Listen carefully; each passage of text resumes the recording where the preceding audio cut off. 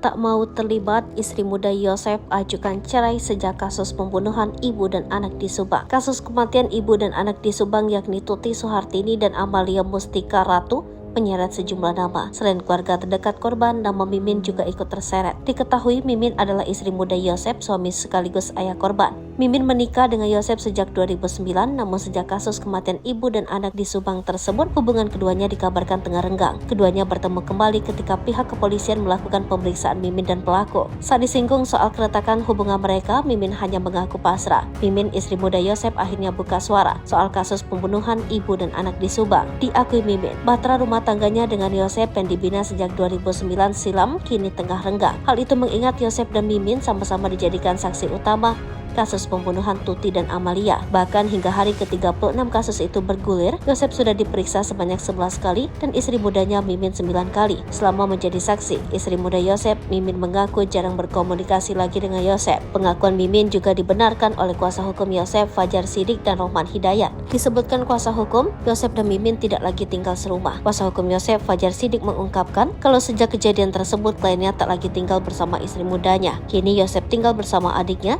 sementara istri mudanya tinggal bersama anak-anaknya.